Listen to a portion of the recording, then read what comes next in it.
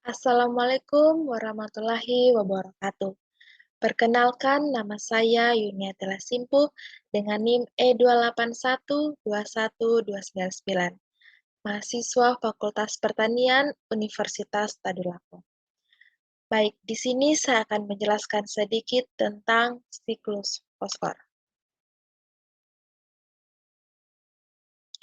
Baik, indikator pembahasan yang pertama, proses pelapukan batuan, yang kedua, tanaman penyerap fosfor, yang ketiga, dekomposisi, yang keempat, mineralisasi, yang kelima, tidak melalui komponen atmosfer, yang keenam, siklus fosfor berjalan sangat lambat, dan yang ketujuh, organisme yang berperan dalam siklus fosfor. Yang pertama, pelapukan mekanik atau pelapukan fisik. Pelapukan mekanik merupakan proses fisik di mana batuan hancur menjadi potongan-potongan kecil tanpa perubahan komposisi kimia. Contoh proses yaitu pembekuan melelehkan, tekanan akar, pergeseran tanah, dan abrasi. Selanjutnya, pelapukan kimia. Pelapukan kimia merupakan proses di mana komposisi kimia batuan berubah melalui reaksi kimia dengan air, gas, atau zat-zat lain di lingkungan. Contoh dari pelapukan kimia yaitu hidrasi, oksidasi, karbonatisasi, dan hidrolisis. Selanjutnya, pelapukan biologis. Pelapukan biologis merupakan proses pelapukan yang dipengaruhi oleh aktivitas organisme hidup.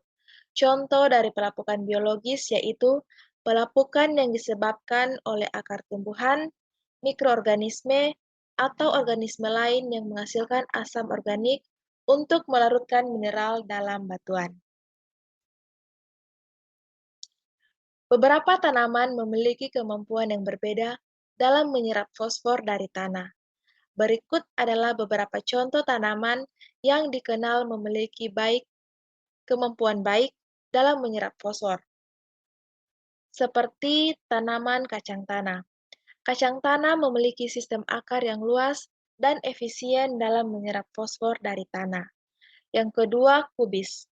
Kubis atau sayuran berdaun hijau lainnya seringkali dikenal memiliki kebutuhan fosfor yang tinggi untuk pertumbuhan dan produksi yang baik. Kemudian tanaman kacang panjang.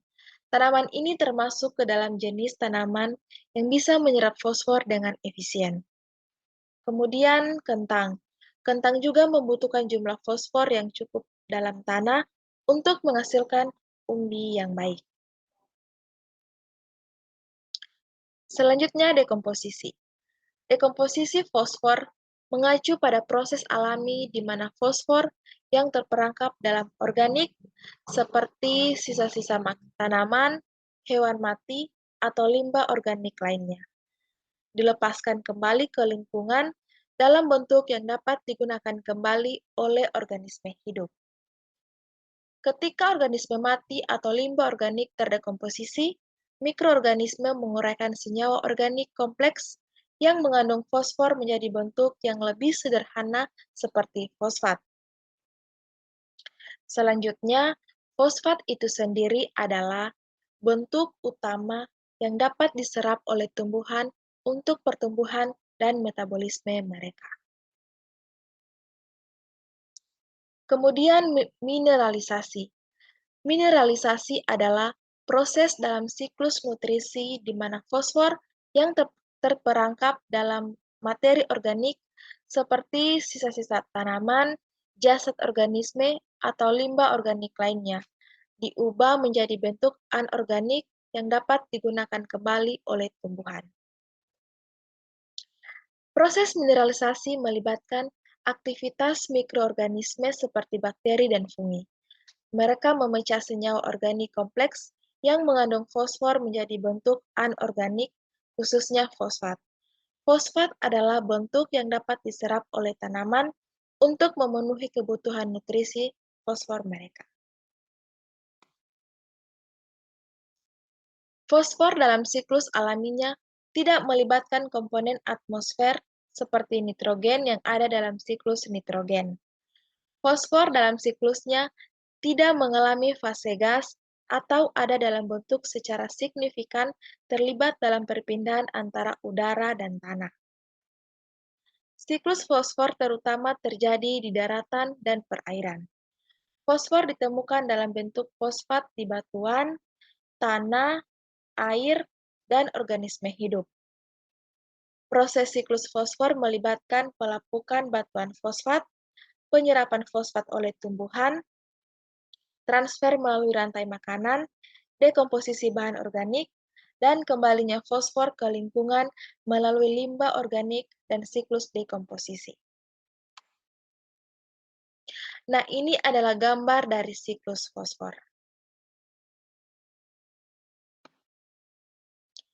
Kemudian, keberadaan fosfor sendiri tidak serta-merta ditemukan begitu saja, melainkan harus diolah dengan cara memecah batuan mineral terlebih dahulu. Inilah sebabnya siklus fosfor lebih lambat dibandingkan dengan siklus lainnya. Bakteri yang berperan dalam daur fosfor seperti Bacillus, Pseudomonas, Aerobacter aerogenes, dan Xanthomonas. Mikroorganisme tersebut dapat melarutkan fosfat sehingga dapat dimanfaatkan oleh tanaman. Nah, siklus fosfor adalah salah satu bagian dari siklus biogeokimia yang mengalir dari komponen abiotik ke biotik dan kembali lagi ke abiotik. Keberadaan daur ini sangat diperlukan untuk kelestarian makhluk hidup dan ekosistem di bumi.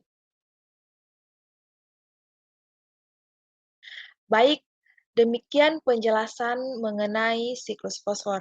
Semoga dapat bermanfaat untuk teman-teman sekalian. Sekian dan terima kasih.